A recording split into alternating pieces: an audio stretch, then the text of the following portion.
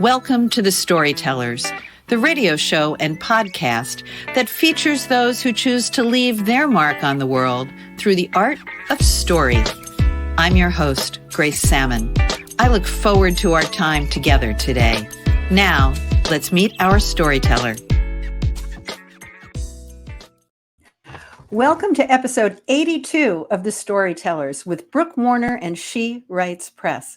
Brooke is the publisher of She Writes Press and SparkPress.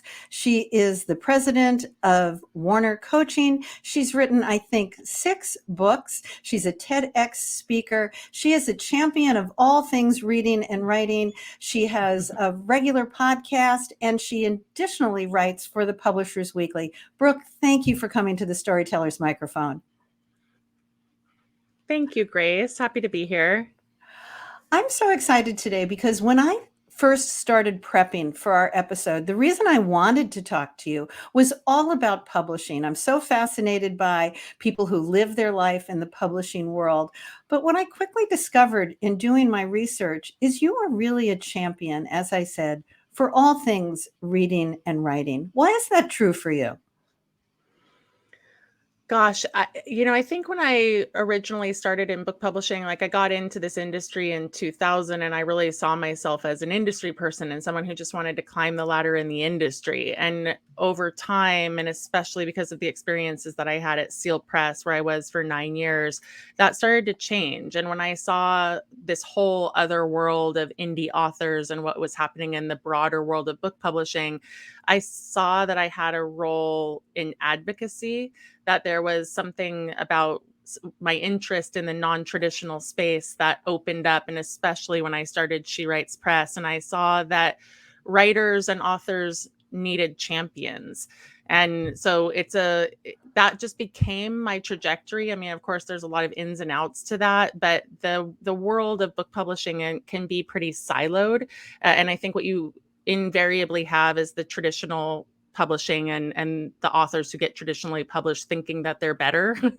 And so I don't subscribe to that. I know many authors who are publishing in all sorts of different ways. And I have always just, ever since leaving Seal Press, wanted to make it my mission to level the playing field for all authors. And you've done that in many ways. And part of that is, and it struck me in my research for today, is you also made yourself very vulnerable. I've listened to you talk about Memoir and the book that you're writing right now. So if you would, tell me why Memoir is important to you, because you've also founded the National Association of Memoir Writers. Well, actually, that's Linda Joy Myers's association, and she and I partner. And so I sit on the board of the National Association of Memoir Writers, but it's her association, and we teach together, and we've been teaching memoir together for over 10 years. Why Memoir is really about my time at Seal, that I worked at Seal for 9, almost 10 years.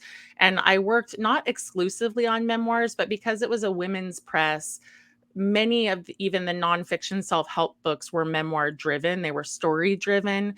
And I became an expert in memoir over those years working at Seal, and just loved this genre. And so when I leapt to start She Writes, I decided that I also really wanted to have a silo of my business be about memoir.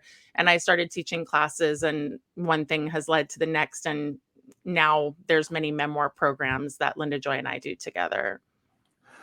So you became an expert, but you're also writing a memoir. So is it an important way for you to communicate?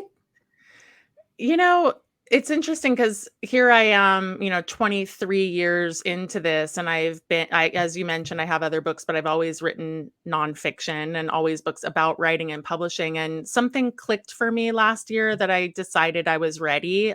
Because I teach memoir, people ask me all the time if I've written a memoir, and I just hadn't been ready. I mean, I'm 46 years old.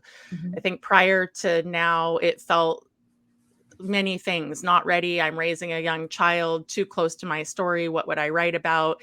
And so finally that shifted, and I'm working on something. And so the goal is to be publishing this work probably in 2025. 2025. That's one of the things I think that I'm always curious about. Why is there such a long path to getting a book out?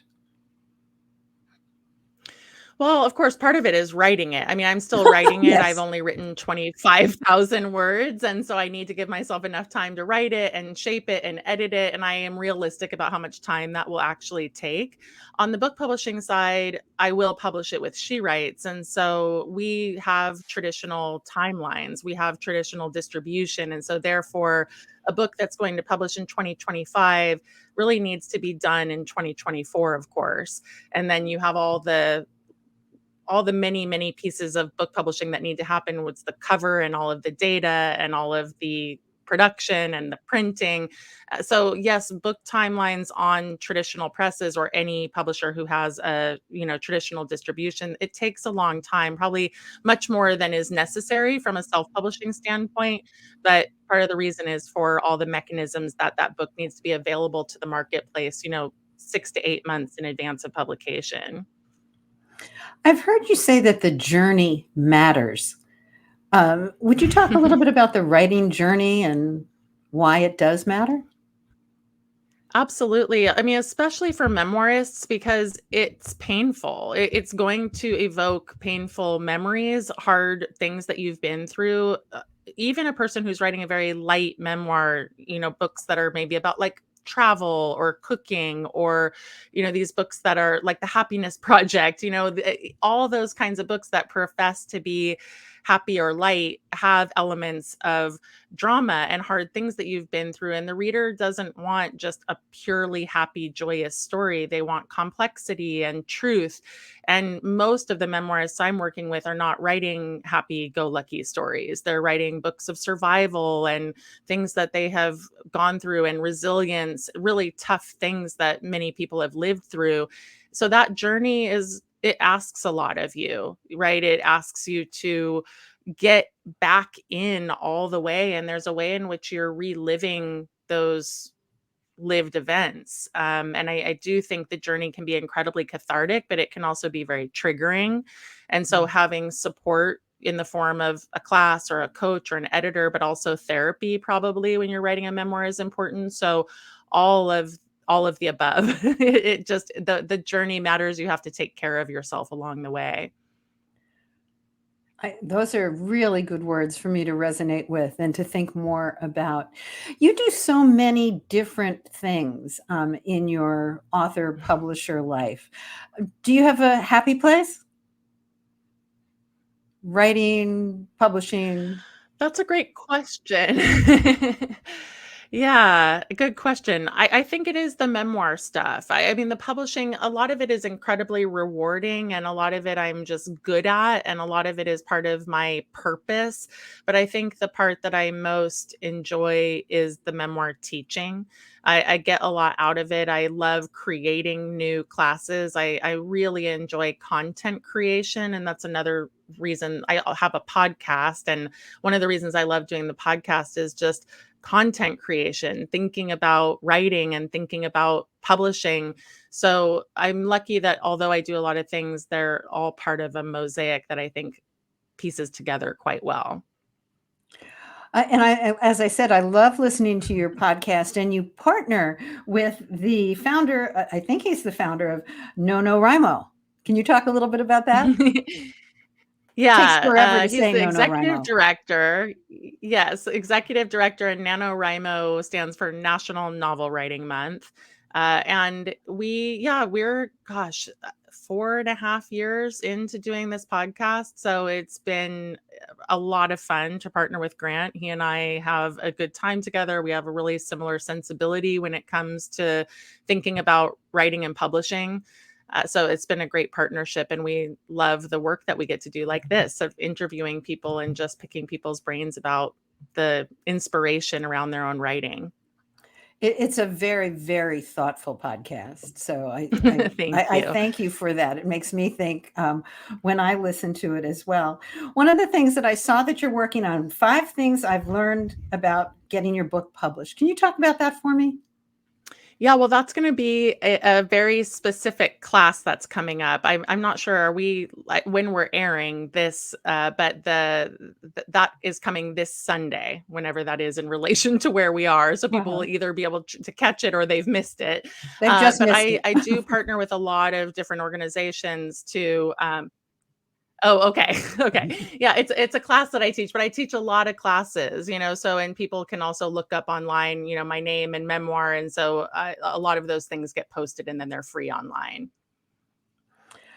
So you just mentioned the idea of collaboration. One of the things I have found so joyous in my work, I've written 4 books now. I've got another one coming out, well, 3 more coming out shortly. But the Mhm. world of education, which is where my first 3 books came out, was very different than the world you and I now live in terms of both memoir, fiction, and books on craft. I am stunned at how I would say 80% at least of what I do now is about creative collaborations of some kind or another. Mhm. Uh, how much of that do you do? Why is it important? How does it make your own work better? I think I just gravitate toward it. I work better in partnership. Some people work better isolated. I don't. I need accountability partners. That's probably the number one thing, especially when you have a lot of balls in the air. I think having the people that you're working with then helps you to say like, yes, I'm following through on that because someone else is on the other side waiting. That's a big part of it. And also, I just enjoy it. I don't particularly like just listening to myself talk. I like to be in conversation with someone else. And that's why I love doing the podcast with Grant. And why I love teaching with Linda Joy. Every once in a while, if she's sick or can't show up to class and I teach by myself, I'm like, oh my gosh, this is why I co teach. I like bouncing ideas off of each other. And I think it makes me smarter. I mean, it's challenging. I work with people who challenge my ideas. And I love editors for that reason. You give them your work and then they tell you like, what were you trying to articulate here? And so just being in conversation about all of it is really important. I think if you're just doing it all on your own or think you should be doing it all on your own, you're missing that opportunity to engage. And I just think it lifts us up in different ways. It gives us the energy and motivation to keep going as well for something I found particularly 100%. helpful. It is that accountability partner, but it's also like, hey, let me think about that.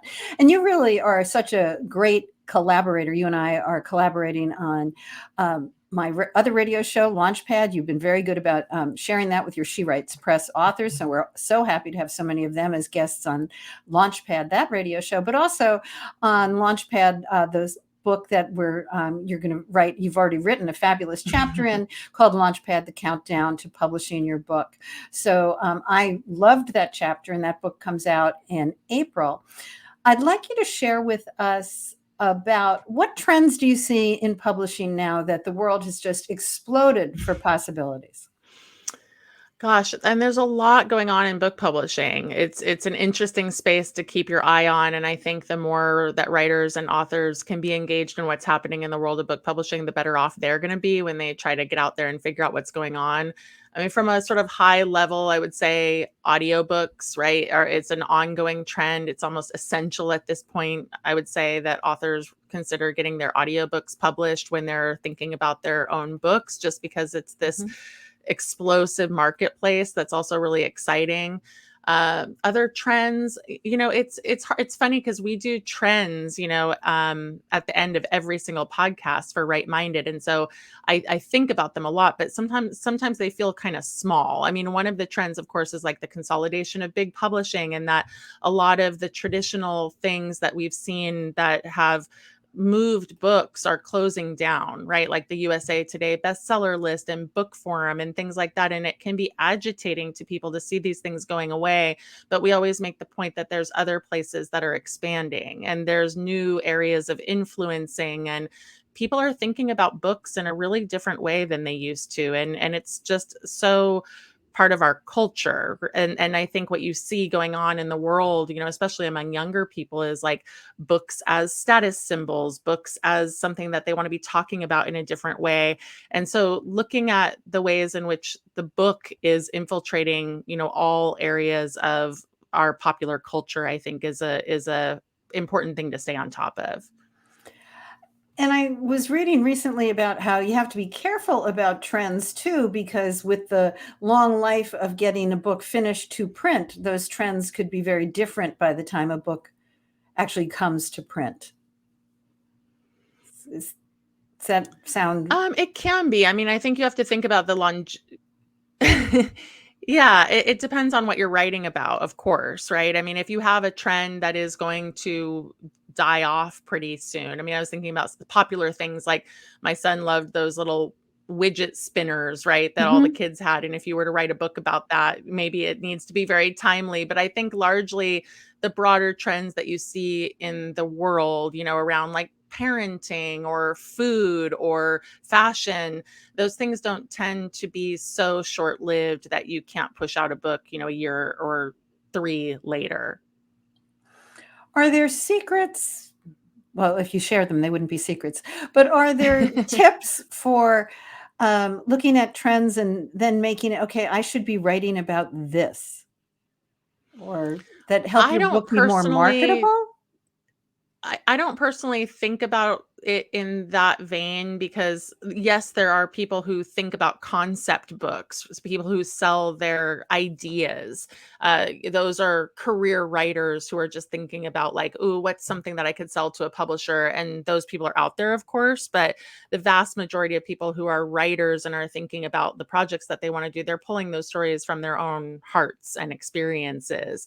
So it's not so much about identifying the trend as it is what are you a lived expert in, what do you have to say, and then how do you make that more universal, how do you keep thinking about ways that it's for a broader audience and not keeping it too small. So there are, we've talked a little bit about this, traditional publishers, hybrid publishers, indie publishers. How can how can an author find their way, or the right way, if you will? Yeah, I mean, I think it takes a lot of research. It requires probably doing some informational interviews, talking to other authors about what their publishing journeys have been, attending classes. I mean, there's a lot of people out there, myself included, doing classes about publishing. There's writing workshops and writers' conferences. I think if someone has not even dipped a toe into the publishing waters at all, rather than being gung ho to find a publisher, it would be a really good idea to just spend some time looking at the entire landscape because there's so many different publishers out there and so many different paths to publishing these days. And you could probably spend a whole year just getting yourself acclimated to what's going on in this industry, and that would serve you really well.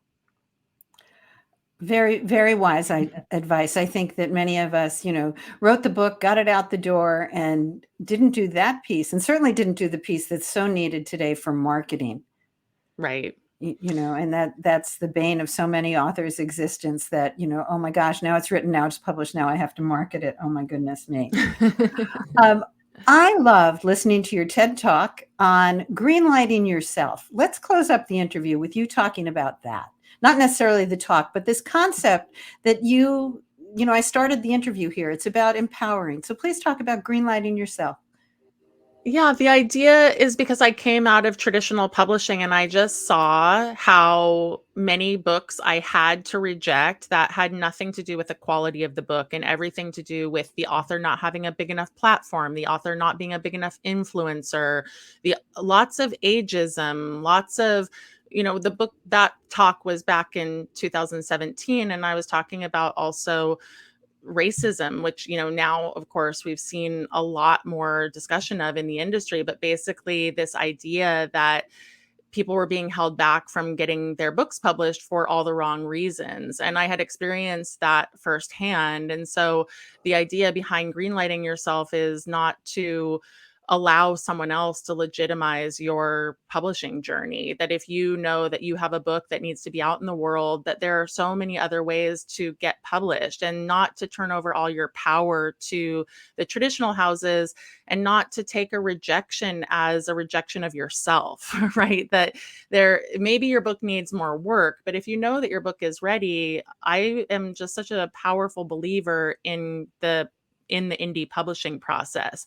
And many people are, of course, but it's an invitation just to think more broadly about where are you needing to find that legitimacy, and is it coming from within, and the message that you know that you have to share in that book. And so that's really what that was about, and stemming from the work that I had done, of course, to start She Writes Press, to create a different outlet for writers to get published. Perfect way to close our interview. I can't believe we're done already. As I said, I started out wanting to talk to Brooke Warner, the publisher, but you are champion greenlighter. Brooke, thank you for being with me today. Thank you, Grace. It's wonderful to be here. This has been a copyrighted episode of Grace Sammon and Authors on the Air, Global Radio Network. Thanks for being with us. That concludes this episode of The Storytellers. I'm so glad you could be part of the story today. I hope you share the stories, tell your own, and come back for another episode, because when our stories are told, everything changes. I'm Grace Sammon.